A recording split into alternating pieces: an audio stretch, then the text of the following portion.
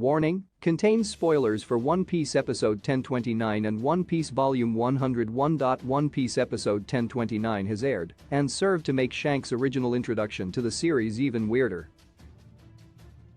As One Piece's story became more developed over the years, it made certain aspects of the earlier parts of the series confusing because of how much they conflicted with later developments. Shanks' introduction already had some elements of this, and a big reveal in episode 1029 only serves to make it even more confusing.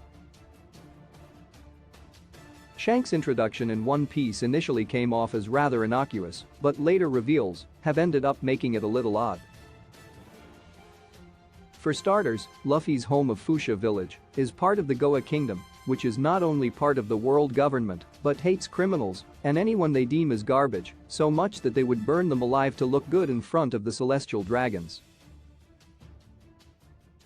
Episode 1029 of the One Piece anime has Shanks offhandedly state that Fuchsia Village is a remote part of the Goa Kingdom, but it's still weird that the Red Hair Pirates were able to spend a year in a place that vehemently hates people like them. Adding on to that is how they had just recently stolen the gum gum fruit from CP9, which is later revealed to be the most powerful devil fruit in existence, yet they somehow spent an entire year not worrying about the government coming after them. Many elements of Shanks' introduction become weirder as the story goes on, and One Piece episode 1029 only served to add to that.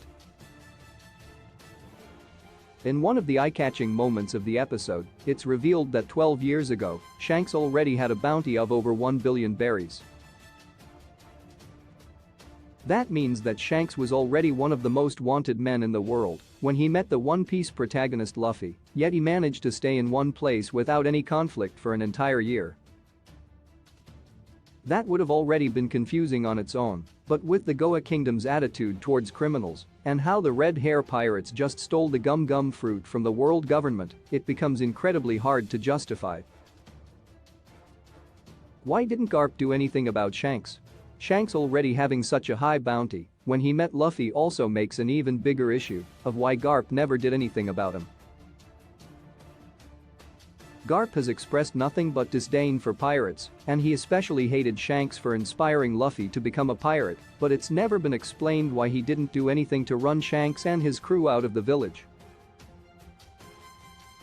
It would have been one thing if Shanks was just a no-name pirate at the time, but with One Piece pirate Captain Shanks objectively being one of the most infamous men in the world at the time, it ends up making far less sense that Garp seemed to make no effort to deal with him, even when he would have had the perfect excuse for it.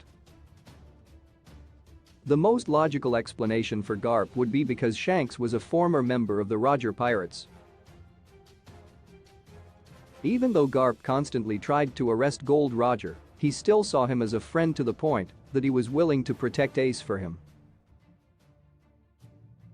Garp's friendship with Roger might have extended to his entire crew, and that, in turn, could have caused him to let Shanks stay in Fuchsia Village since they weren't causing trouble.